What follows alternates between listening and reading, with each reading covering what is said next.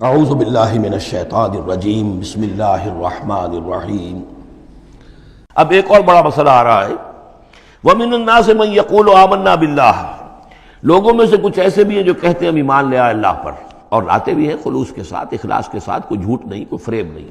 ظاہر بات ہے کہ مکے میں کوئی فریب کے لیے کوئی ایمان لانے والا نہیں تھا، وہ تو حالات ایسے پیدا ہوئے مدینے میں آ کر کہ جہاں ایمان کا اعلان فریب کے تحت بھی ہونے لگا، لیکن یہ کہ مکے میں تو ظاہر بات ہے جو ایمان لایا اس کو مار پڑنی شروع ہو گئی، تو اس میں خامخواہ کہے کے لیے کوئی شخص جو ہے وہ جھوٹ موٹ کا ایمان کائے کو لائے گا۔ لیکن یہ ضرور ہوتا ہے کہ کچھ لوگ کم ہمت ہوتے ہیں، جیسا کہ میں بارہا آپ سے عرض کر چکا ہوں، کچھ لوگ باہمت ہوتے ہیں، کچھ کم ہمت ہوتے ہیں۔ باہمت وہ ہیں کہ جو ایمان لائے اب ہر بعد حد جو ہو سو ہو، ماں کشتی درا بنداختے، جان جاتی ہے جائے کوئی بات نہیں، جو ہو سو ہو۔ کچھ لوگ ہوتے ہیں جن میں اتنی ہمت نہیں ہوتی، گھبرا اٹھتے ہیں۔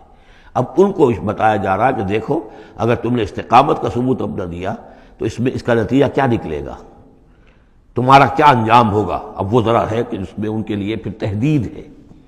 وَمِنَ النَّاسِ، لوگوں میں سے کچھ ایسے بھی ہیں جو کہتے ہیں مَن يَقُولُ آمَنَّا بِاللَّهِ، ہم اللہ پر ایمان لائے، فَإِذَا أُوذِيَ فِي اللَّهِ، جب اللہ کی راہ میں اللہ کی توحید کو ماننے کی وجہ سے ان کو ایذا پہنچائی جاتی ہے، پرسیکیوٹ کیا جاتا ہے، انہیں ٹارچر کیا جاتا ہے، جعل فتنة الناس كعذاب اللہ، تو وہ لوگوں کی طرف سے ڈالی ہوئی فتنے کو، آزمائش کو، یہ ایسے اس سے گھبرا اٹھتے ہیں جیسے اللہ کے عذاب سے گھبرانا چاہیے۔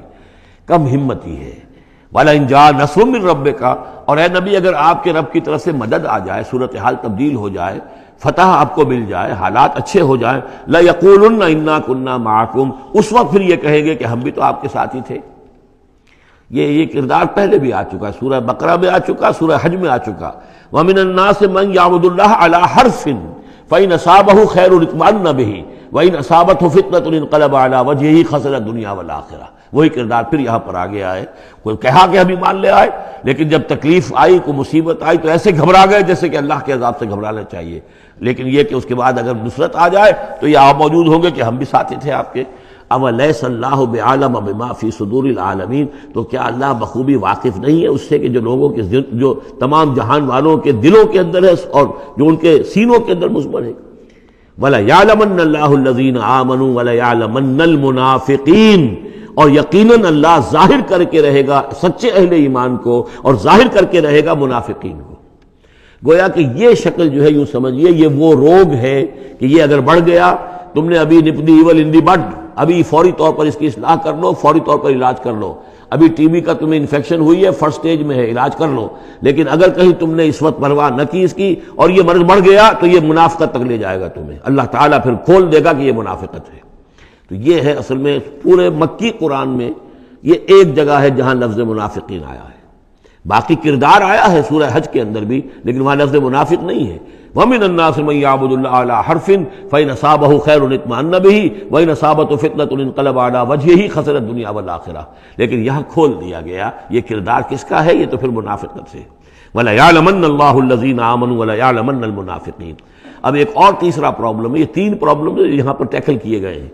وہ نوجوان جن کے والدین ان کے اوپر دباؤ ڈال رہے تھے، یا وہ کم ہمت لوگ جو ان ایذاؤں سے گھبرا رہے تھے، اور تیسرا یہ ہے کہ کچھ بزرگ لوگ بڑے مخلصانہ انداز میں آ کر کہتے ہیں نوجوانوں سے، کہاں اپنے برباد کر رہے ہو، کیریئر برباد کر رہے ہو، اچھے بھلے تعلیم حاصل کر رہے تھے، تم جا رہے تم کس کام میں پڑ گئے ہو، اب تمہاری تعلیم اس درجے کی نہیں رہی ہے، تمہارا کاروبار اچھا جا رہا تھا، کیریئر تھا، تمہارا پروفیشن بہت چمک رہا تھا، اور تم اس کام میں پڑ گئے ہو۔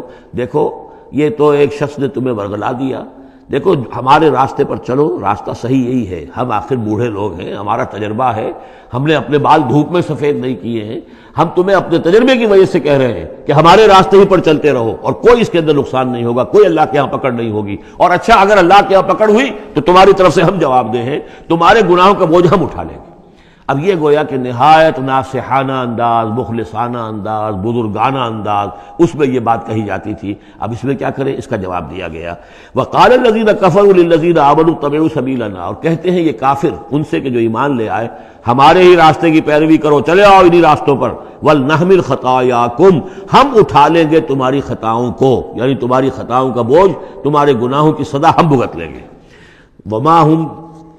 وما ہم بحاملین من خطایاہم من شیء، اور نہیں ہیں وہ ان کی خطاؤں میں سے اٹھانے والے کچھ بھی، انہم لکاذبون، وہ جھوٹ بول رہے ہیں۔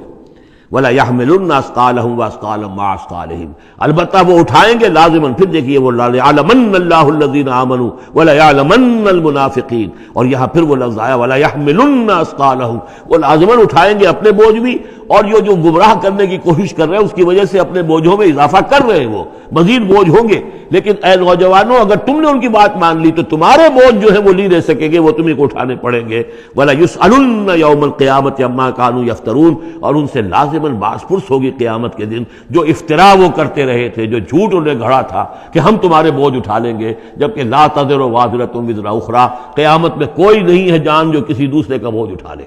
یہ 13 آیات، بلکہ یہ کہ اگر حروف مقطعات نکال دے تو 12 آیات، یہ میں سمجھتا ہوں کہ کسی بھی انقلابی اسلامی تحریک کے کارکن کے لیے یہ حرز جان بننے والی آیات ہیں، کہ یہ معلوم ہے کہ اس کے ذہن میں، اس کے شعور میں پیوست ہو جائیں، جیسے کہ پتھر پر کھود دیا جائے اس طرح نقش ہو جائیں.